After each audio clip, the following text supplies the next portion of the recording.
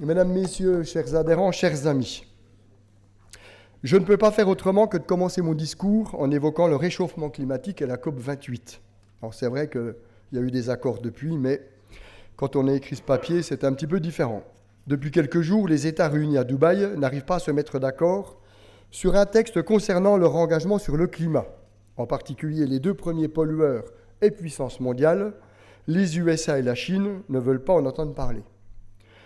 Là où plutôt les politiques individualistes, égoïstes et partisanes ne veulent rien lâcher par rapport aux enjeux mondiaux et menaces que représente l'élévation non maîtrisée des températures, ou plutôt par rapport aux risques que peut engendrer, et c'est déjà le cas, des dérèglements climatiques de plus en plus fréquents, nous en sommes régulièrement témoins. Les inondations du nord de la France et les records de précipitations dans nos régions, plus de 250 mm en 2 mois en Bourgogne-Franche-Comté, et plus de 500 mm en 1 mois dans certains secteurs du Jura, de cet automne nous font oublier la sécheresse de l'été 2022 et les discours alarmants sur le niveau des nappes phréatiques en résultant. Il est évident, et personne ne peut le contester, qu'au-delà de l'élévation des températures, l'augmentation de la fréquence d'événements climatiques extrêmes nous pose question. Les séquences imprévisibles et longues d'excès en tout genre se succèdent. Chaleur, précipitations, froid avec des amplitudes inconnues jadis, se multiplient tant nationalement que mondialement et nous laissent sans réaction, excepté celle d'augmenter les cotisations des assurances concernant les catastrophes naturelles. Les répercussions humaines et économiques sont considérables, tant en vie humaine qu'en milliards de dégâts. Et nous sommes hélas impuissants devant les déchaînements de Dame Nature, qui n'est ni bonne ni mauvaise avec l'espèce humaine, mais par contre qui est beaucoup plus forte et imprévisible que nous. Vouloir la réguler n'est pas et ne sera jamais dans nos compétences. Le monde agricole a un rôle important à jouer dans ces bouleversements. Les deux gaz principaux responsables du réchauffement, que sont le CO2 et le méthane, concernent directement nos métiers et nous avons des influences positives et négatives en fonction de nos activités. En particulier, nous les stockons dans nos productions végétales et nous en relâchons une partie dans l'élevage bovin, en particulier après les avoir stockés dans les fourrages. Il est important de constater que des données chiffrées commencent à apparaître. Elles méritent bien sûr d'être validées. Et là, la politique n'a plus sa place. C'est la science qui doit s'exprimer avec des données fiables, élaborées par des scientifiques de valeur.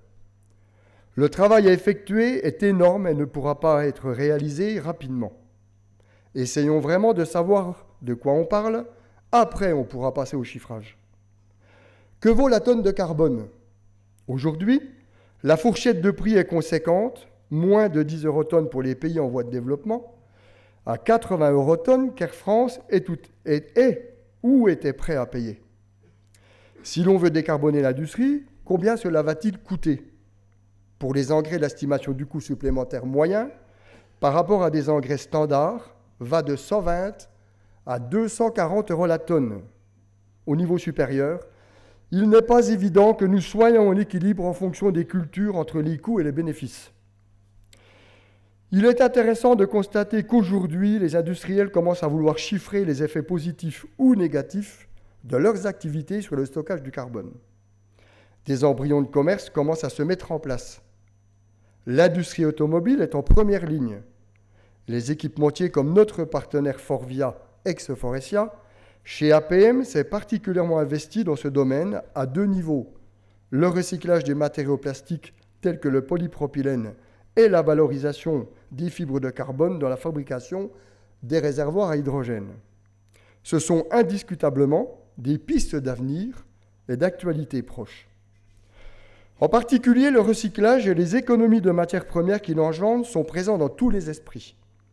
Cette façon de faire et cet état d'esprit de valorisation tout azimut devient un élément fondamental dans notre façon de vivre, que ce soit au niveau des particuliers comme des industriels.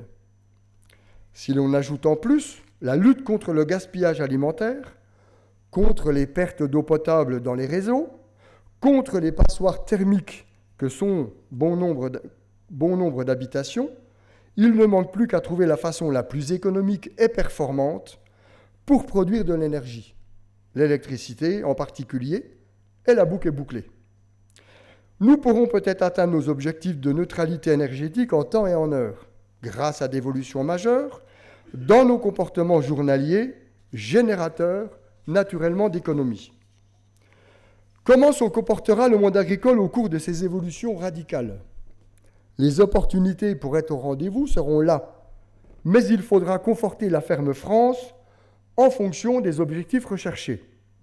Et hélas, il est compliqué d'entrevoir ce que veut ou souhaite la classe politique et notre population, à part des choses de base que nous réalisons déjà, à savoir de la nourriture en produits sains, de qualité et à bas coût. Mais n'oublions pas qu'entre le monde agricole essentiellement producteur de matières premières et le consommateur, existe l'industrie agroalimentaire et la grande distribution. Ces deux derniers ne rendent pas toujours service à notre agriculture et à son image de marque. Elles sont bien souvent loin de favoriser les productions nationales de qualité. Le développement des McDo et autres Quick répondent peut-être aux demandes des enfants par leur attractivité, mais certainement pas à l'hygiène alimentaire qui serait souhaitable pour nos jeunes générations. L'agriculture est certainement aujourd'hui à un tournant, et le chemin à prendre est tortueux, difficile, varié suivant le type d'exploitation et de ses productions.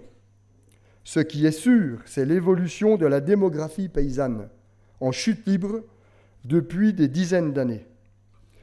Moins d'agriculteurs veut dire plus de surface par exploitation, ce qui veut dire simplification des systèmes de production pour pouvoir bénéficier d'une main-d'œuvre compétente, mais peu nombreuse et de plus en plus technique. Mais là encore, les possibilités ouvertes sont infinies.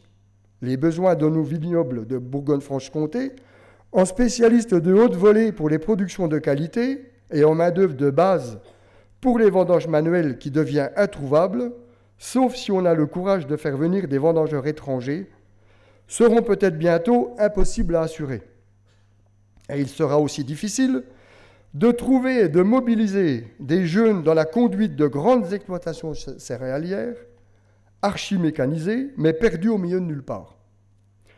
Aujourd'hui, la politique foncière menée dans nos départements ruraux complique la vie des jeunes exploitants.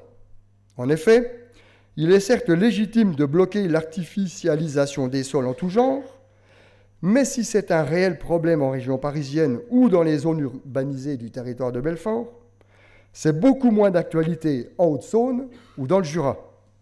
Et la désertification de certains secteurs pousse les jeunes agriculteurs et leurs familles à les délaisser. Mais il est remarquable de voir, toujours avec les conditions de vie actuelles, des éleveurs s'installer en zone de montagne pour traire, sans robot 2 fois par jour, leurs troupeaux de vaches montbéliardes. Tiendront-ils encore longtemps dans un monde qui bouge et que le travail fait fuir de plus en plus vite?